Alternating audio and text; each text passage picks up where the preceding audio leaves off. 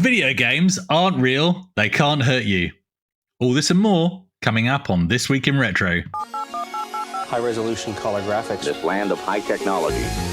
The revolution in technology that made the information age possible. Those kids are not afraid of computers. Back to 1980. Beware, I live. No one's there.com. All this and more coming up on this week's show. Up-to-date news for out-of-date tech. Hello, everyone. Hello, twirlers. How are you all today? Jason, how are you? Are you feeling any better? You had a bit of a cold last week. No, that was a couple of weeks ago. I've been fine. Was it? Yeah. Good. It just seems like I'm constantly improving. Everything's great. Chris? I'm good. I beat some people up on... I beat some people up, Dave. That's what I did on the weekend. Yeah, they did deserve it. No, they did. The Mortal Kombat tournament at Palace Arcade was fantastic, actually. I said I thought I would get knocked out in the first round. I actually made it through to the semi-finals. So it was 12 to 14 players.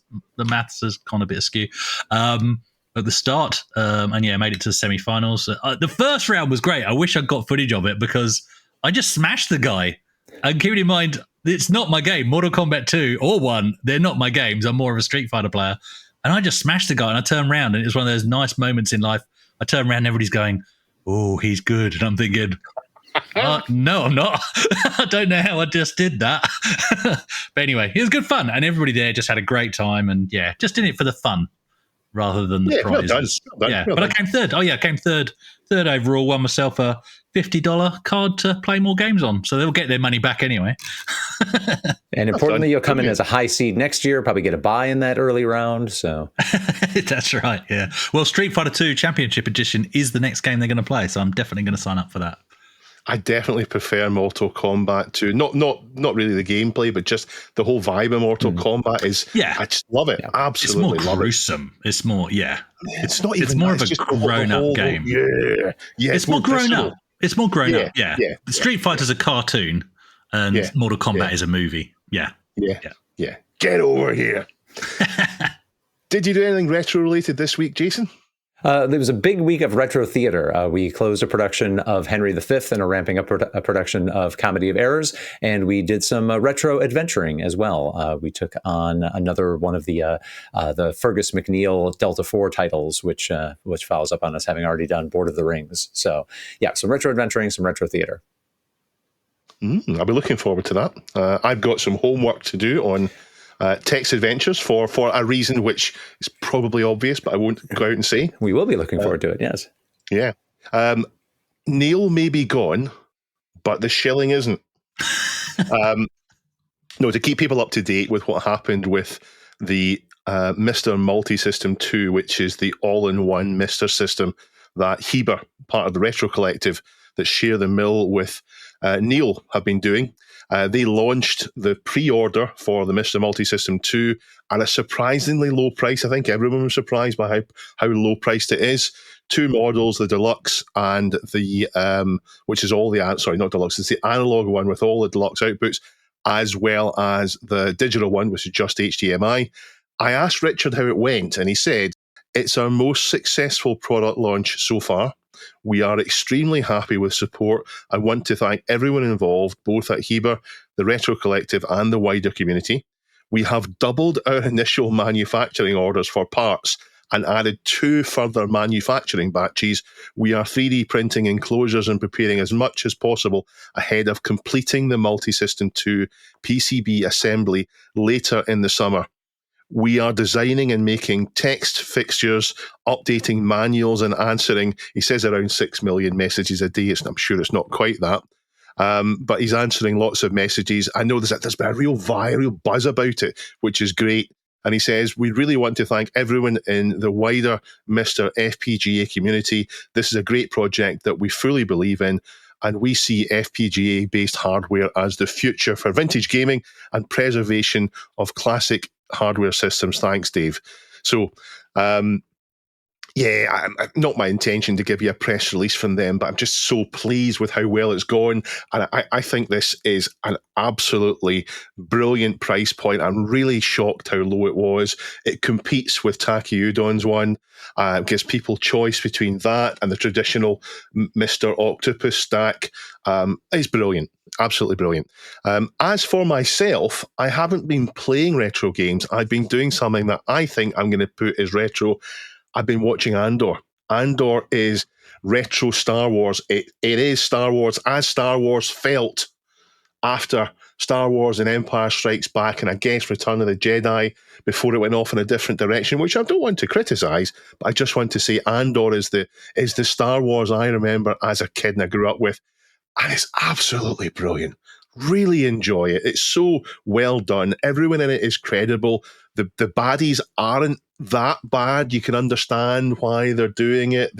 And the goodies are doing some bad stuff. It's all about, do the ends justify the means? Absolutely fascinating. It's halfway through. It's absolutely brilliant. I can't recommend it enough. And it is, I'd say it's retro Star Wars. You seen it, guys? Yeah. Is there only one season? I've watched a season of Andor. Is it just the one season? So the second season's just come out now, and there are 9 episodes of 12 released. Yeah.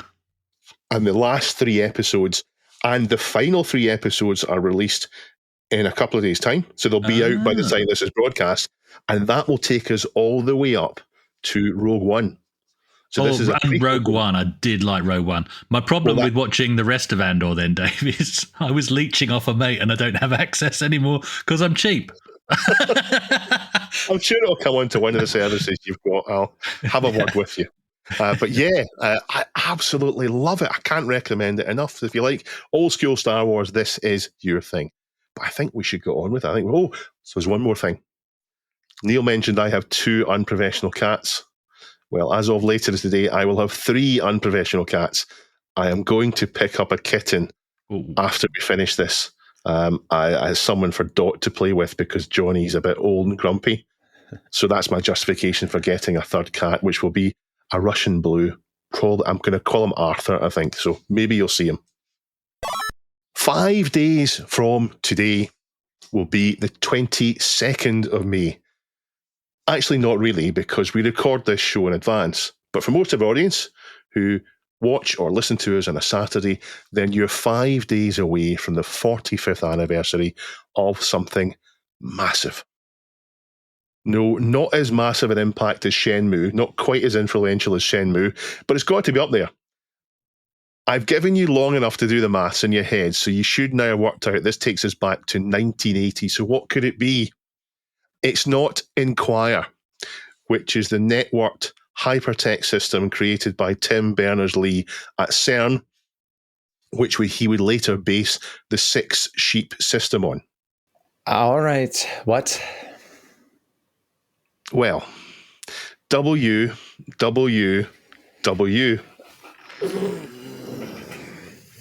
And more of that on a different submission. Neil's still here in spirit. It's not what Commodore did either. They released the successor to the PET, the VIC-20, a nice little machine advertised by none other than Captain James T. Kirk, and in the same physical design, more or less, to the C-64, which they'd release a few years later. The VIC-20 was a success, but the C-64 was a staggering success. And it's not what I would say is the most important factor for games 10 years later than 1980. The Seagate ST506, which was the first hard disk for microcomputers, 5 megabytes of data, but by 1990, it would help the PC launch its dominance of gaming. Hard disks made that happen. And over here in the UK, it is not the release of Sir Clive's budget home micro, the ZX80. The ZX80 was as cheap as he could make it in order to get home computing into the hands of the masses, and it was a fantastic success. It had a proper Z80 in it, and would go on to be refined and advanced to the ZX Spectrum. The ZX80 is a tiny little device with a touch keyboard that's horrible to use, but it meant he could sell it for a fraction of the price of the normal micro, or even cheaper as a kit. So I'll narrow it down. I'll say it's a game I'm talking about. But it's not a text adventure either. 1980 saw the release of The Great Underground Empire, or it's just simply Zork 1 as it's most commonly known. The biggest name from the biggest name in text adventures. Nor is it the other kind of the side of the same kind of coin, the RPG thing that would end up joining with adventures eventually, simply called Adventure on the Atari 2600. It's not that either. It is an arcade game. And I think by now it's fair to say that the arcade games were the biggest thing going on in gaming at that time. And by now I think you've had plenty of chance to work it out. But the last two things it's not is one of my favourite arcade games, and one that I'm surprised to learn came out at roughly the same time. I thought it came out much later. Berserk, which is a flip screen maze game where you're battling robots with amazingly atmospheric voice samples for the time, which are cleverly altered. I think they alter them in pitch to sound different. Get their humanoid. And its famous attract sound, which I think is wonderful. Just randomly, it would blurt out, "Coins detected in pocket." And the other, while it's actually not one of my favourites, it's still an amazing game, Missile Command, which is a trackball game where you're frantically trying to launch explosions that will take out the flight path of incoming missiles to defend your towns and cities. So, of course, and shame on you if you haven't got it by now, it is, of course, Puckman, or as we know it in the Anglosphere, Pac-Man. Surely the most iconic icon thing to come out from the arcade ever. Or maybe it's a Space Invader. No, I think it's Pac-Man. Pac-Man or the Ghost. But that Pac-Man tune and the hype that surrounded it, and there really was a hype. I think we're probably all too young to know about the hype of Pac-Man. You need to be maybe 10 years older to fully appreciate and remember it, but there was a huge hype around it. I wasn't a toddler anymore by the time it came out, but I was certainly fascinated by games. In fact, as soon as I was old enough to play arcade games, I was playing that. In fact, before I was too old enough to play arcade games, before I was old enough to do them properly, I was still fascinated by them. But the start of the 80s saw all sorts of wonderful games appear. So Pac-Man is 45 years old on the 22nd of May. It was released first in Japan as Puckman. It's a single, and why I'm describing this, I'm describing Pac-Man as if someone doesn't know what it is. Pac-Man is it's a single screen maze game where you eat pills, and as a reward, you eat fruit. So fruit like apples, like melons, like strawberries, like Galaxians and keys. All the food groups. I don't know why it's so iconic. I've got some guesses, but I don't know why it's so iconic. I've got my own guesses. I've noted them down. I've not put them on our show notes, the shared notes that we use, because I want to see if you guys come up with it on your own. So I'd like you to explain what your memories are about Pac-Man, but why you think Pac-Man caught on the way it did. Shall we go to Chris first of all? If you want. I've always loved Pac-Man, even though, and I've shared this before, the first time I played Pac-Man, I wasn't even playing Pac-Man. I was playing Munchkin on the Philips G7000, which was the Magnum Fox Odyssey 2 in the States, and it was a clone. I actually now see it as maybe I prefer it because of the sort of quirks that it's got over Pac-Man. But I played that because I wanted to be playing Pac-Man. Got the Acon Electron, played, what's it called? I've forgotten. No. I should have looked on my shelf because it's right behind me. But anyway, there's a clone on the Acon Electron, and that plays really well, much more like the original arcade than the Munchkin on the G7000. But it's just such a lovable game. I absolutely loved it to death. My wife loves it, and she's not a big gamer. She does play games, but she's not an avid gamer like myself. My boys, when they were younger, we have got one of those Namco joysticks that you just shove the AA batteries in and plug it into whatever. And they loved playing that because it's just timeless. People of any age can pick it up and play it and just jump into it. And it seems to be that it just has stood the test of time in terms of even the up and coming generations of gamers. As a first game, they can just pick it up and get into it. They're not playing it through nostalgia. They're playing it because it's fun and it's exciting. What I love about it now is the stuff that I've learned. Pac-Man's a simple game, but there's lots of little tricks to it. And things like the spots that you can hide in where the ghosts won't actually come and get you. And I had no clue about that until only a few years ago when I was watching a live stream with Billy Mitchell where he was going for the kill screen in a pub live. We'll stay away from the controversy. All accusations aside, there's no disputing that guy is a freaking awesome player. And what he was doing when he was doing this live stream was he was playing Pac-Man. And if somebody wanted to have a chat to him, maybe take a group selfie with him, he'd just park Pac-Man in one of the magic corners, swig some beer, have some photos, have a chat, and he hadn't lost a single life. And then he'd just go back to the game. So yeah, there's even after all these years, there's more to learn about Pac-Man. Love it. Yeah, and that was the first thing that I thought of was the mechanics. And you mentioning the clones really brings that out, because I've reviewed some bad contemporary Pac-Man clones, from the early 80s on different micros and such. And the fact that a lot of them don't have the different ghost behavior, the little maze tricks. Pac-Man has fantastic mechanics. You can easily figure out what's going on from the attract mode or watching over somebody's shoulder. You quickly see what's good, what's bad, what's probably going to get you trapped. You can learn and improve and master the game. You can learn patterns, not just the hiding places, but you can have reliable patterns that'll get you through mazes through the keys. So that's ideal for keeping people coming back for more, because they do feel that they can get better at this game. It's not just random. There's actually tricks that you can learn. Other reasons that I think it may have stood out at the time, against the landscape of the other arcade games out at the time, it's colorful, it's exciting, it's inviting, it's full. The screen is full of stuff. Dave, you mentioned Berserk, and it's a great game, but it's more sparse than Pac-Man. And I think just that the fullness of it is inviting. It brings you in and makes you want to play it. It's not stark, it's not monochromatic. There's colorful sprites moving all over the place. And I woke up this morning, and in my notes were the words Pac-Man board game. And I didn't write them down, or at least I don't remember writing them down. So either I did that in my sleep, or my mom went into the notes here and put that down, because I did have the Pac-Man board game. It was me. I wrote it. I thought I was writing in my section. I must have put it in yours, because as I was just going through, I thought, I swear I'll just move on. Yeah, I put that there because I had it as well. I had the board game. So going behind the curtain here, we do have notes that we write little bullet points for each other, for ourselves in, and this is a happy little accident that Jason's got talking about the board game he had by accident. So I made some notes. Obviously, my mom got it for both me and Chris. I think that's the explanation here. It was very good of her. Hello, Jason's mum. So you hit on almost everything I put. So I said it's the simple game mechanics. You know everything you need to know within seconds of seeing the game. As soon as you see someone going about collecting the pills and then hitting the power pill, you've learned all there is to know about the basics. But there's more under the surface that you can learn. The ghosts all have different behavior. I mean, Blinky, the red ghost, is relentless. The orange is seemingly random, although actually Clyde isn't random.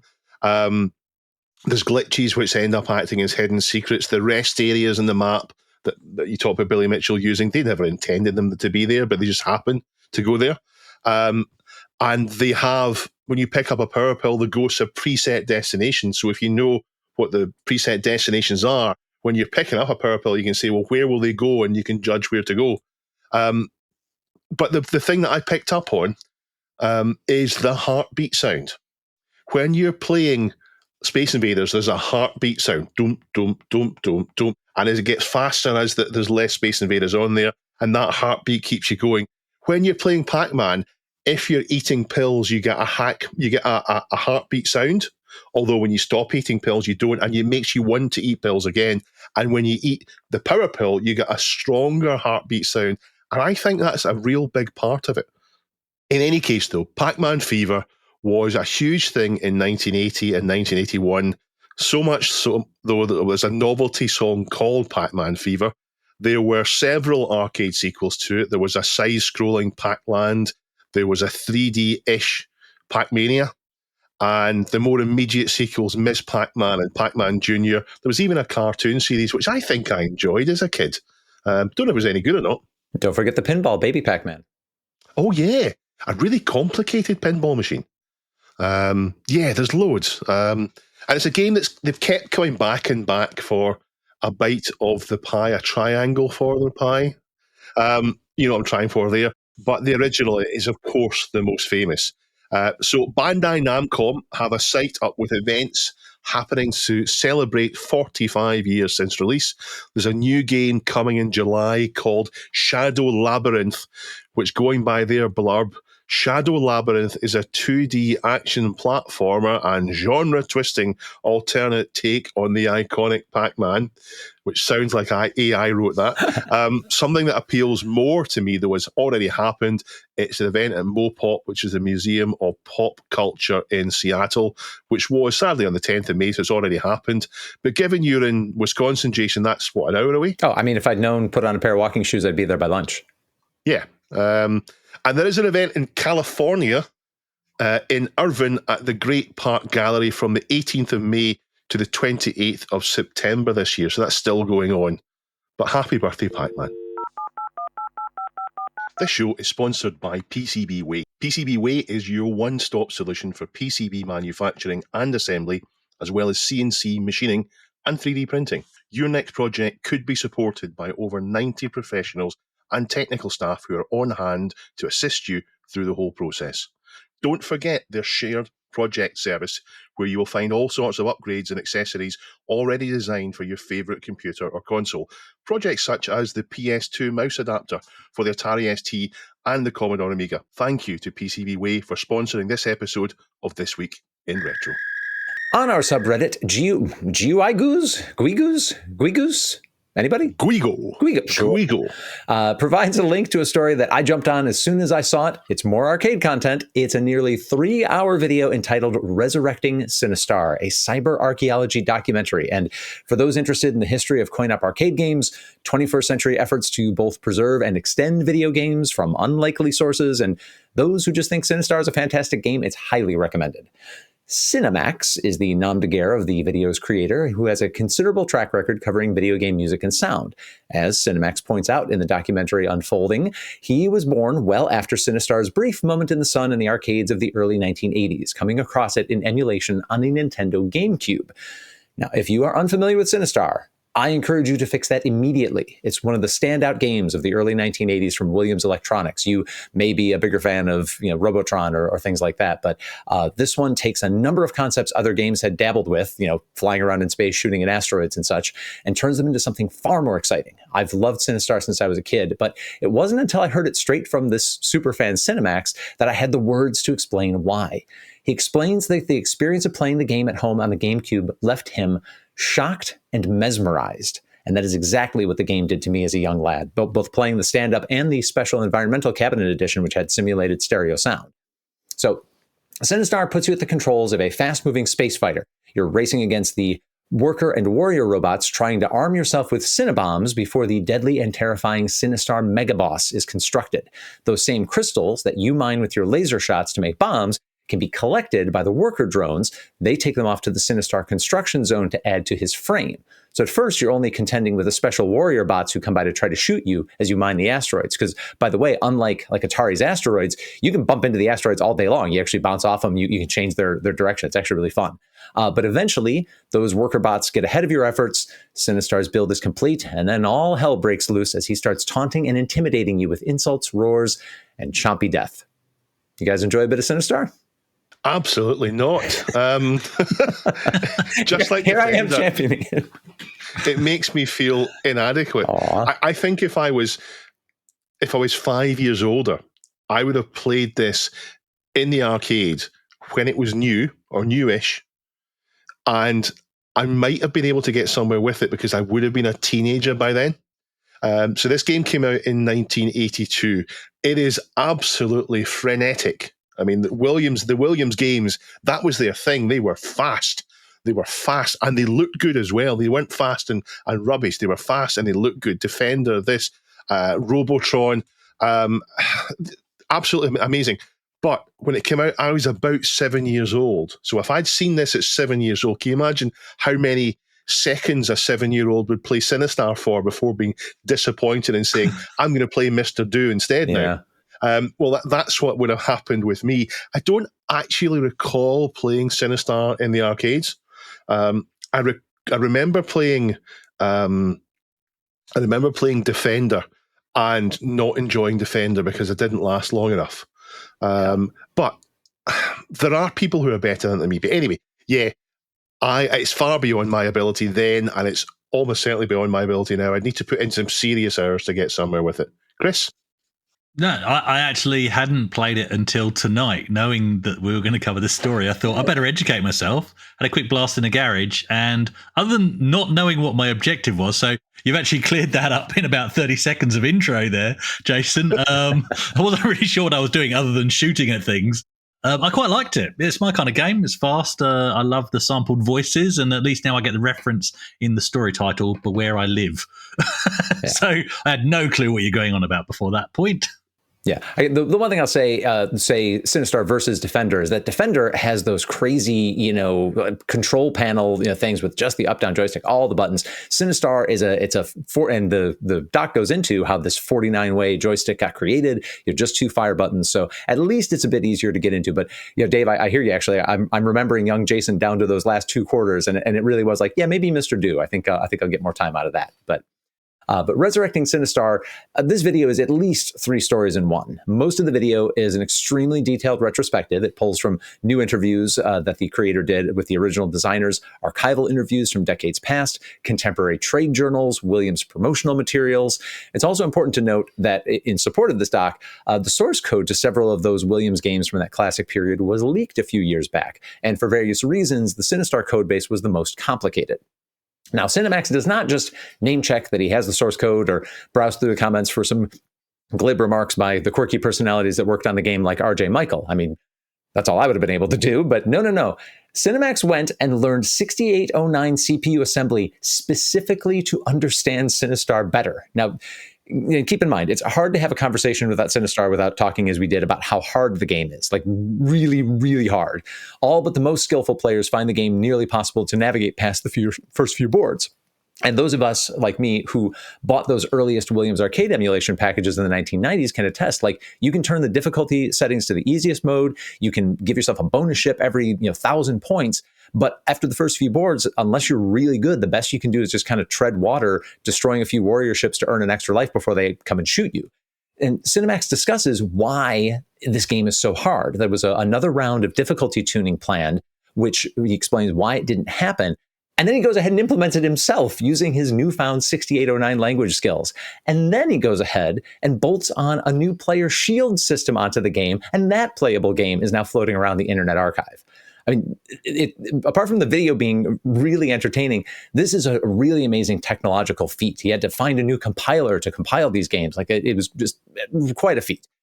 Along the way, he even restores a visual detail which had been coded in but then removed for space. He adds a pause button and discusses all the differences between the various pre-release versions that were out there. Then the video turns into another revelation. He and a team of preservation specialists have already done the majority of the work to save and re-implement Star Rider, which I'll tell you about in a second. Dave. A pause button in an arcade game. Yeah. It just took me straight back to Pac-Man there, which accidentally had one.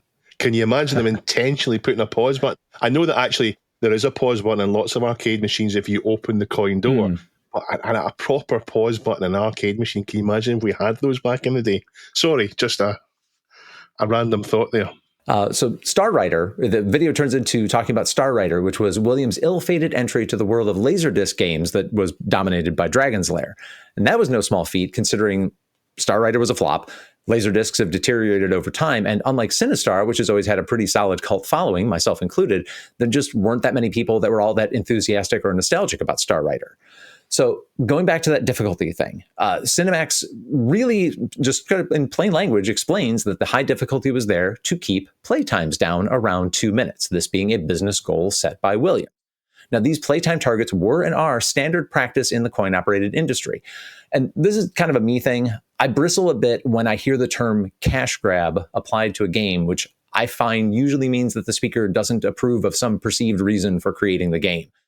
And I bristle because you only need to go back to the roots of pinball, electromechanical arcade, early video games to realize it's always been a cash grab, always. These wood and glass devices, they have a coin slot, they have a plastic tub to catch your quarters, and the amusement in the middle in that 2-minute window, that's not the material concern of the manufacturer nor the machine operator that put it there and plugged it into the wall. So yes, there have always been games in human history that really were art for art's sake, but in video games, I would like to suggest that for most of the retro period we discussed, the commercial imperative was the rule, not the exception. I think the term cash grab, I'm going to disagree with you, Nick. I think the term cash grab means where it's done cynically, and it is entirely subjective based on how the experience feels after you played. So if I play a game and I get nowhere, I feel no progress or satisfaction, and I think it's unfair, I might call that a cash grab. But the more cynical way in arcade games that would let you feel as if you were getting somewhere, and I think the proof for that is where we have in modern times, we watch a YouTube video of someone doing a 1cc, a 1 credit complete, and we can see how it really is, and you can see if they've had to learn where to put the R-type ship exactly on the screen, and is it a learning thing? And do you have to put enough credits in to learn that, or is it a decisions thing? So for games like Tempest, Defender, Sinistar, I think they're hard, but at least I think it's down to skill, not memory. And frankly, why I suck at Defender is my problem, not other people's, and it's a skill issue, and I think it's okay. And I think subjectively that means this isn't a cash grab, but there are cash grab games. So games that lure you in, and once you feel you're invested and you're making somewhere, you're making some progress, you're paying more credits to continue with the beat 'em up game. Or 1943, I think, goes beyond what it should do in terms of being a cash grab. I think 1943, once you're a bit of a distance into it, I'm not able to keep up without putting loads and loads more coins in, and I feel the difficulty is balanced to lure you into that trap. And I think that's where perhaps you could pay you call that a cash grab. I don't think games like this, which are frenetic and quick, are unfair. You pay your 20 pence or whatever, and you know to expect a beating, but maybe you'll get a little bit better. But that's what you're paying for. That's what you expect. And you pay that, you get it, and you move on. And that's fine. It's a transaction. They make money from it. You pay and you get the experience. It's all done for profit, of course, but my view is that if it's a cash grab, it goes beyond what you feel is fair. A cash grab is where afterwards you say, I wish I hadn't done that. And you feel cheated afterwards. I haven't watched this video yet, and I didn't want to scan through it. Normally I would scan through the video and watch some of it so I knew what I was talking about, but I felt that would ruin it for me, because this video is something I'm definitely looking forward to watching. But at nearly 3 hours long, I will have to find a time to watch it. It's not something I can just jump into as show prep. But yeah, this sounds exactly up my alley. Ted Dabney Experience podcast. I love listening to that, and this sounds like it might give me something along the lines of that. It is nicely broken up into chapters, at least in a logical way. And Chris, you the veteran of Sinistar of all of 5 or 6 minutes, how do you feel about 6 minutes? Well, I also hadn't watched the video for the same reasons Dave just said. Sure. I seldom watch something that's this long form, but you've actually really sold it to me, so I am gonna. It's already in my watch later list, but I'm actually gonna watch it rather than just delete it, which is what happens with everything else in that list. Put it in the watch later list, and then 3 months later, it's where videos go to die. But no, I find it interesting that you bring up, arcades being a cash grab, because I think you're right. I agree with Dave's points. I mean, really, if you want to use the term cash grab, things like the skills testers machines, we all know they're a rip-off. Right, the arms, the ones I'm talking about. The claws, yeah. the claw, and they're rigged. They're allegedly rigged. They're allegedly rigged. There's certain power settings to put into the claw, allegedly, and of course the prize is, they're cheaper than the amount of money you spend to get one out, and that kind of thing, allegedly. So that would be a real cash grab. But these, arcade machines have always been, designed to get us putting as much coinage in as possible in as quick amount of time. That's the way they work. And so even things like R-Type, I mean, this is where I'll differ with Dave a little bit. I mean, yes, you have to work out and you have to remember where to put the ship in certain areas. The closest I can think of is Last Resort, but that does also come down to skill to finding those areas. So you could, what a game like that shows me is that if you happen to have the skill to notice the right spot, you can play through it on 1 credit. That's possible. Whereas it's when a game is designed to not allow you to go through on 1 credit, then I would perhaps call that a cash grab. But it's something, I wrote a story a few years back, actually, for the online version of PC Zone entitled Insert Coin, But that was really in the context of, that was when we were seeing the emergence of these online subscription-based and even thin client, gaming subscription services and streaming services.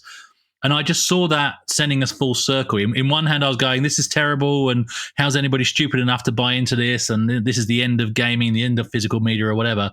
But at the same time, it's like, wait a minute, this is actually where gaming came from. Before we had it in the home, we couldn't own it, and we literally rented it on a per-minute basis by throwing our 10 pence pieces in as fast as we friggin' well could, just to get further in the game. So it's interesting, yeah.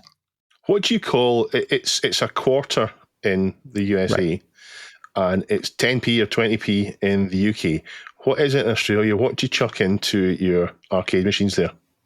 What do they call it? You tap with one of these cards, Dave.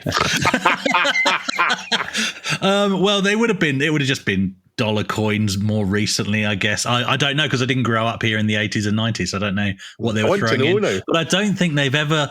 Somebody from a real Australian can correct me in the comments or on the Reddit, but I don't know that 25 cents was ever known as a quarter over here. I could be completely wrong, but I think it would have just been 25 cents. Have great names for things. Oh, yeah. A coino. A coino, there we go. You just put O on the end of anything, and that's the Australian. Yeah. Going down the arcade for a game of Sinistar. This week in numismatics, yes. All right. So watching this video cleared up a lot of things about Sinistar that I either didn't know or had only understood on a rumor level. The creator even figured out the source of the iconic Sinistar roar, both its first appearance in media and the original sound effects library it came from. It also made me appreciate how lucky I was to grow up near Chicago, which was not only the home of Williams, but was more broadly a major headquarters of the U.S. coin-op industry, because I definitely got to play more rare machines like Sinistar's sit-down cabinet in my humble suburban arcades, and I strongly suspect that the proximity to the heart of the coin-op industry played a major role in that. There are at least 4 topics in this video which are worthy standalone topics. The video flows nicely between them, and overall, really impressed by Resurrecting Sinistar. Beware, coward.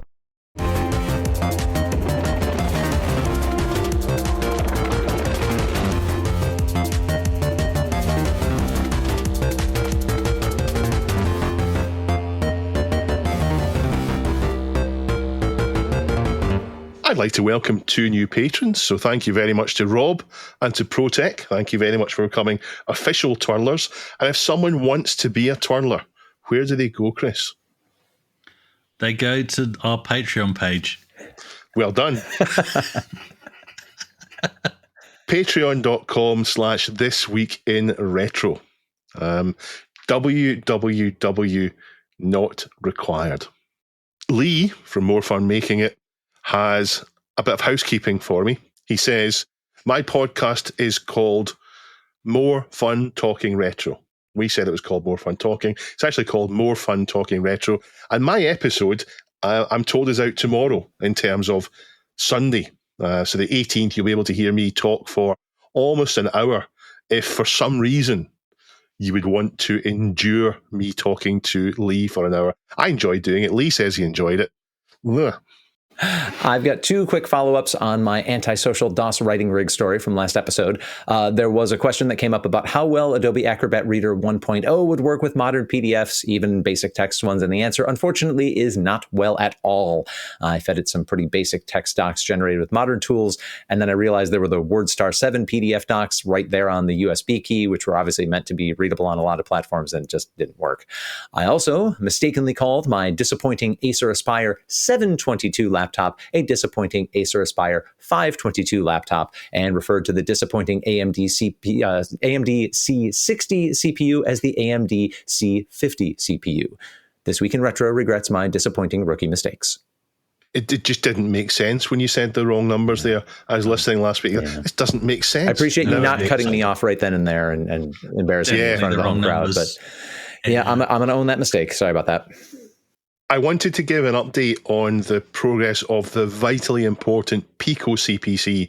So as listeners will know, I have a real fondness for Raspberry Pi Pico-based projects for retro machines because they're a very cheap way of doing expansions that are either difficult to get or complicated, or the old ones are very expensive. So these Pico projects like the Pico Gus, the Pico Mem, Pico CPC, all sorts of things are fantastic. So this one is for the Amstrad CPC, and it answers lots of expansion questions, but I haven't time to properly research it and do a proper catch up on it. I'd rather be right than wrong, so I'll try and do that for next week. But it will be at RetroFest 2025 at the Steam Museum, the 31st of May and 1st of June, so retrofest.uk. Neil is going, I'm told, as are most of the Retro Collective on the Sunday, I believe, and you will be able to see Derek with the Pico CPC there, I believe, which will be absolutely amazing. I've actually got an update from earlier in today's show. Snapper was the Pac-Man clone for the Acorn Electron. I suddenly remembered it. So there you go. Of course. Yeah. On to news and briefs, and this week's top submission is a Happy May the 6th, which is a fairly good attempt to crowbar in the MSX. So Happy May the 6th. For its own day, and it's from Cam School's 6270. It shows a rather impressive MSX collection, also playing Bubble Bobble. And Linux will shortly drop support for 486 processors. Thank you to SeniorBuy445 for letting us know. There's a lot of code that's sitting around in the Linux kernel to do software emulation of FPU that's being taken out. Now, your old Linux, of course, won't stop working, but the cutting edge will be closed to you, we're sorry to say. I'm actually surprised that it was there still in the first place. You wouldn't expect a modern one to work in that, and I would guess that most stuff you wouldn't be able to, while it might work, you wouldn't be able to use it. But Jacko lets us know that there's an unofficial port of Outrun coming to the Game Boy Color, and it looks great. I mentioned the 6 sheep earlier on, and Matt B 2014 has posted a Hackaday explanation. I think I knew this, but I needed to be reminded. So, back in the day, WWW, World Wide Web, was one type of internet protocol. And there was also things like SMTP for email. There was FTP, file transfer protocol. So what happened was you ended up with a website, and you ended up with the prefix on the website being SMTP for email, or FTP for files, or WWW for World Wide Web stuff. It ended up being that the WWW was dropped because the vast majority of traffic ended up being World Wide Web traffic. So it ended up being dropped, and you didn't need to use it anymore. Although, as far as I know, if you use it, it'll mostly still work. And in fact, it's now at the point where some browsers, if you do go to www. The browser will just hide the www. bit because it's not really useful anymore. So that was interesting to find out about the 6 sheep explanation. Yeah, it's just like how HTTP has largely been dropped because we don't need it. I read something a while back that basically the creators of the original URL format in the early 90s said, well, if we knew people were going to be using this for decades, we would have thought about it a little bit longer, but they were just trying to get it over. That's the story of computing, though. Yeah. Yeah, speaking of things holding around for a long, long time, we are told the Commodore 64 can now do 8-bit AI? ? You will need a Commodore 64 with at least 2 megs of RAM expansion. You get an inference model that produces what we'll call very limited output, but it's worth a look. But it is doing it. It's working a database of stuff and making some inferences. Just don't launch a shuttle with it. From Can It Run AI to Can It Run Doom, which is usually done on modern devices. But this one is the oldest digital computer in America. And no, it's not the terminal that they use when you're in a queue collecting a rental car after arriving in the US on holiday. It's the Bendix G15. And no, it can't run Doom. Well, it can, kind of. Yeah, kind of. Kind of. There's loads more on the software and the subreddit. The softreddit? What's the subreddit? It is software. Yeah. It's not a hardware Reddit. It's the softreddit. Yeah. Subreddit. http://www.reddit.com/r/thisweekinretro. Lots to see there, lots to keep you occupied. Go and submit a story, go and read a story, go and read the comments. Life can be lonely at times, and being part of an online community can really help people be connected in new ways. But what if even the online community goes dark. That's the kind of thing that YouTuber Globert has been investigating. The main video in question, shared with us by Thunderer5150, sees Globert, I think, revisiting it's like Globert Robert with a G. Yeah, we'll go with that. Anyway, he's revisiting an online community game called There.com, and he chooses to spend an entire month in the game, even though he believed it to be void of players. My 30 seconds of research reveals that There.com became public in 2003 and had over 1 million users by 2009. Those years aren't really strictly retro, but I've got a tentative link coming, so don't worry about that. The game, for want of a better term, is aimed at social play rather than, shooting at each other or anything. It's kind of very reminiscent of Second Life, which began only a year earlier. If you're not familiar with the concept of these 3D online worlds, imagine an online chat room, except to talk to people, you have to walk through a 3D modeled environment, find each other, find other players walking around, and then strike up a conversation with them, either using your voice via your microphone and headphones or with in-game text chat. Probably your opening when you do find another player will, of course, be age, sex, location, I'd imagine, closely followed by do you cyber. Shame on you.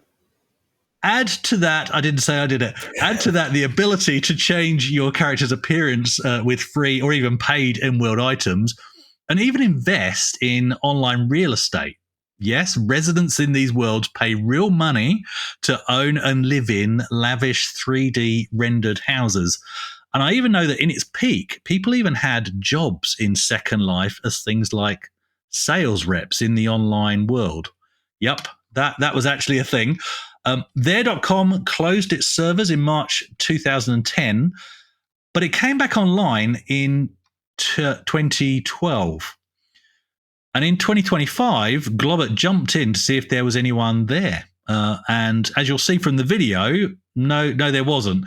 His visit was mostly a very lonely experience at first, and it's quite haunting to sort of see him walk through environments that are designed to have lots of user interaction, and there's not a soul to talk to. Until that is, he finds himself in a trivia quiz with only 2 other people, and one of those happened to be the quiz host. And then later in the video, he actually gets taken on at first, it's quite a disturbing tour by someone called Chris Stone, and I'm not pronouncing that incorrectly. That's what it came up as on the screen, Chris Stone. But she actually ends up being quite an informative tour guide and even filling in some of the history of the area. It's as if she's talking about somewhere where she actually lives, like it's a real place, as she talks about how these areas used to be, as she puts it, populated. Yeah, I saw it as Christ one, and I assume that she knows Christ of YDU, but maybe I'm wrong. Maybe. Yeah. Christ one. Maybe it's one and the same. Christ one. That makes more sense than Chris Stone, which just looks like a misspelling of Christine. I don't know what's going on. That makes a lot more sense, Jason.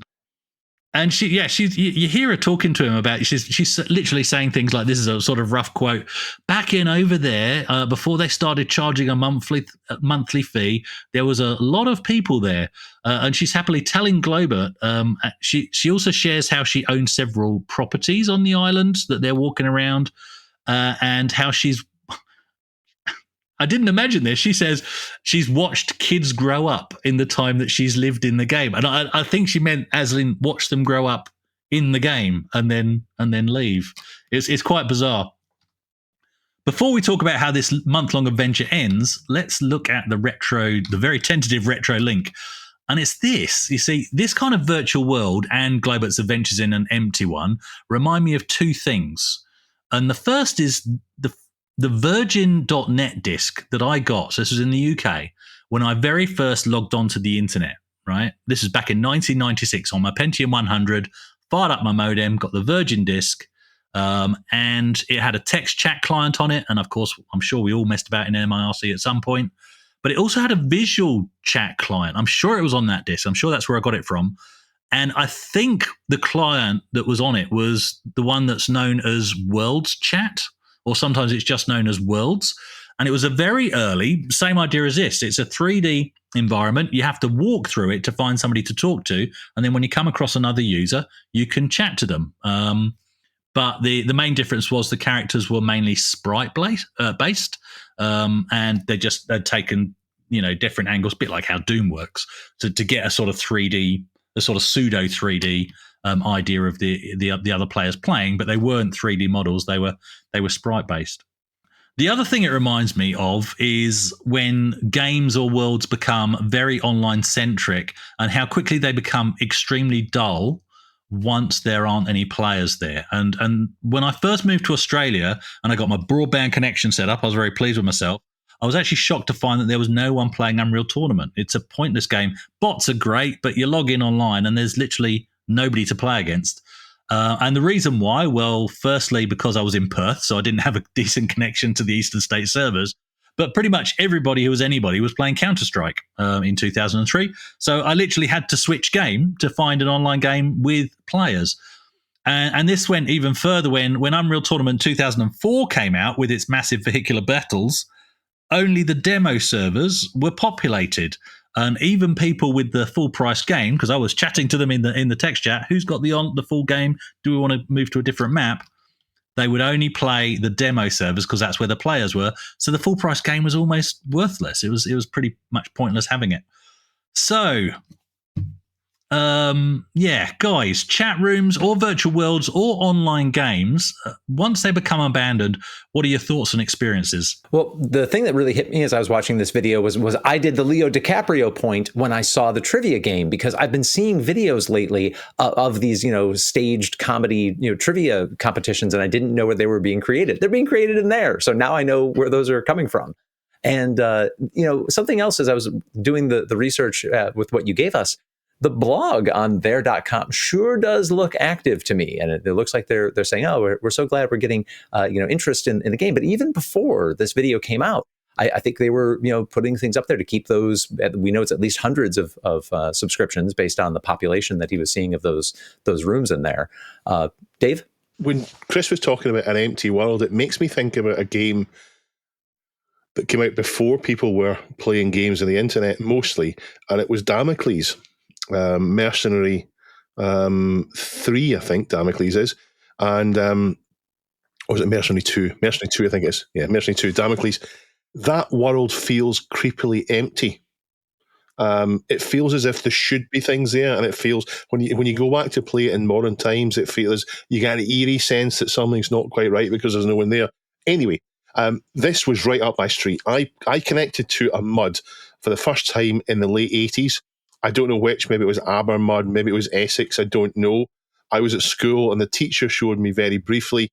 It was almost like him showing me something he shouldn't at the time. And sadly, I can remember barely anything about it except wanting to do it again. So a MUD is a multi-user dungeon. And I played them for many years. And as I said before, they ate my life to the point I will never play one again because of how destructive they can be to my life. It's an online text adventure combined with an RPG, but they were also heavily social. You were interacting with other players, trying to build up alliances and teams to go and do a zone together. And of course, that led organically to friendships and basically hanging around together. And in fact, MUDs evolved over time. There were thousands of them. And to the point that some ended up being called MUSH, MUSH. And I knew them as a multi-user shared habitat, but there's lots of other explanations for what MUSH stands for. And fundamentally, they mean the same thing. Less gameplay built in and more social stuff. So what Chris is talking about, but in a text format. And people use them for all sorts of things, but it sounds very much like Second Life type thing. And it's funny how MUDs, which I think are quite forgotten things now, hardly anyone talks about MUDs now. They were lost and the gameplay came back later. And then as I've done research for This Week in Retro over the years I've been doing it, when I do research of things in the 60s and 70s, in fact, sometimes the 50s, I found that loads was invented then in terms of games that was lost and then came back later when the technology allowed. MUDs, unfortunately, it used to be when I wasn't playing them, Abermud or Essex, whichever one I connected to, back then there were far less MUDs than there were players. And then it got to a point where there was saturation, and then to a point where there was more MUDs than players, and almost every MUD you went to was empty. and players were complaining about the golden days, or why if only a few people would play, this would be great. Yeah, just to throw in my own experiences, I never got too deeply into MUDs, but I'll do a shout out for Infinity Complex on Major BBS. That was kind of the one real-time game that I probably played the most of. In my BBSing days, I mostly played, turn-based games where, your actions are influencing the world, but maybe batch processed or maybe, handled on a turn basis. So like Trade Wars and Baron Realms Elite or Solar Realms Elite, Operation Overkill, stuff like those. And just going back to Christ One, like it was really fascinating hearing her 17 years of experience on there. And it was a reminder just how sticky social networks and social constructs are, whether they're in the digital world or in the physical world. And you see how painful it is for people to leave them behind, even when they can see that it's just a shadow of its former self. And maybe Chris, you'll address this in the wrap up. I did not understand the ending of this video, which seemed to suggest that these people are leaving the platform, and that did not appear to be the case. Other thing I wanted to just want to put out there, given that the There people seem to jump on this marketing opportunity, is there any chance that There is doing some outreach marketing to revive its numbers, perhaps with a third party who is known in other videos to be sponsored by Game Worlds? Do we think that's a possibility? It's certainly a commercial thing. There would be an outcome for them if this was happening. I couldn't rule it out. These things are possible. Well, I mean, it is weird listening to Christ One tell Globert about how the island she lives in used to have so many people, but it kind of pulls you in, which I think you've touched on there, Jason. You feel for her. You really do feel for her. Globert even earned some new nicknames from the occupants of the world, including Glob and Tron, he's called at one point. And as he meets more and more users, because he does finally start to meet more users, their stories are really compelling in the most unexpected of ways. That they love it there, and the friendships are real. These people really know each other. And I guess why wouldn't they be real? My friendships with Dave, Neil, Duncan, Richard Shears, George Toohey, countless others, and of course now Jason, well, they're all built on online interaction. It's just that we use Discord chat rather than a 3D world. You'll have to watch the video to see Globert's quest to host an online party. That's what he tries to do at the end of the month in there.com. And so if you want to see how that pans out, no spoilers. But, well, I'll give you a slight spoiler. It doesn't come from the video itself. It comes from the Wikipedia page about there.com because it's been updated to reflect the fallout from Globert's visit. And the reading goes... Massively overpowered reported a population surge and revived in-game events, crediting the video for the spike. So there we go. He's had an impact. Glover actually has another video, and I've watched this one as well, where he visits other abandoned online games. So do check that out as well. He looks like quite a young chap, younger than us. I would definitely give him that. So I wonder if in 20 years we'll see a balding Glober visiting empty Fortnite servers. Because we all know it'll happen. They all go dark eventually. As for me, I'm off to play Unreal Tournament 2004. If anybody actually wants to have a game in the full version, that would be nice. If not, I'll just log into MIRC, see if anybody's on there. Or maybe I'll actually go into World Chat from 1995, because apparently that's still going. Now, on to our question of the week. And last week, we asked you the question, what are your strongest computing or gaming memories from the year 2000? So let's all meet up in the year 2000 and see what the commenters have submitted. Top submission, I have taken us out of contest mode, is from Happy Coding ZX. So Happy Coding says, the whole Dreamcast, PS1, N64, PS2 incoming was incredible, but what made 2000 even better was the absolute peak time to a retro gamer too. Long before vintage systems became painfully fashionable and pricey, car boot sales and a relatively nascent eBay were awash with bargains that made collecting for SNES, Mega Drive, and everything that went before a dream. Friends would come over and we would delight in flipping between the latest and the greatest, all, of course, on a glorious, enormous CRT television. It really was the pinnacle. File System Check It gave us the hauntingly sparse Missing the Last Amiga format. Oh, that's a bit of a shame. Well, I think most of us missed that, actually. Old Computers 69, buying a Dreamcast on release day and then buying a PS2 just so I could play GTA 3 and Vice City. I think 2000 was a great time for gaming. Sadly, I think console gaming ended with the Xbox 360 and PS3 as the hardware was different, and now they're just PCs in a box, and that's coming from a console collector. I agree, but for different reasons. PS4 and the later Xboxes, they're all about DLC. So you're right in terms of Xbox 360 and PS3 are the last of the collectibles. That's what I call them. Yeah. Certainly, it's not. There's not a line in the sand, I don't think, but there's a certain point at which you say, well, this started to go, and someone made a comment that by the end of the 00 years, we're seeing all the nastiest stuff happening with in-game transactions and so on. There's lots of comments there, lots and lots of things there.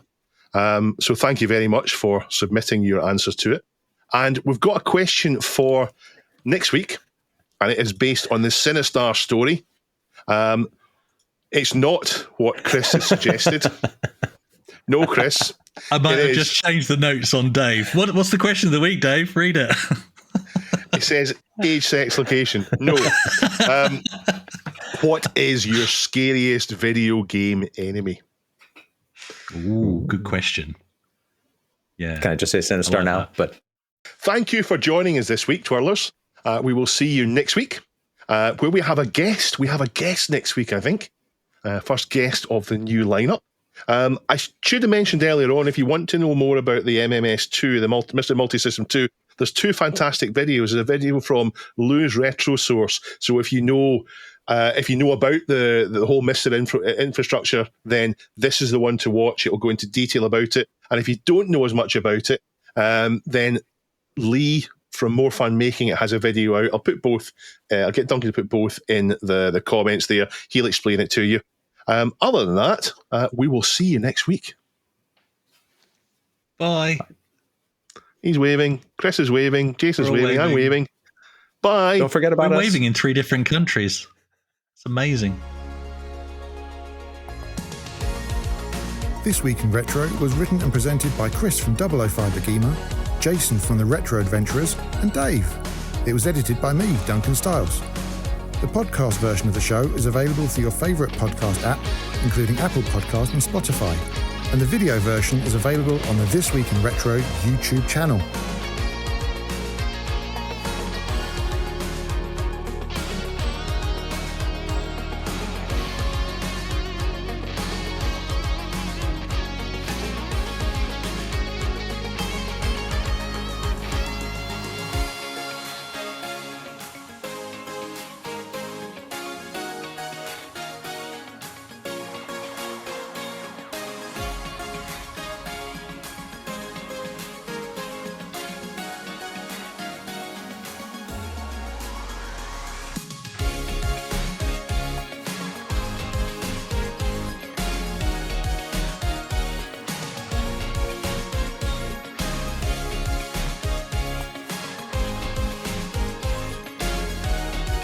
Join our community subreddit at r/This Week in Retro to suggest and vote on the stories we cover on the show.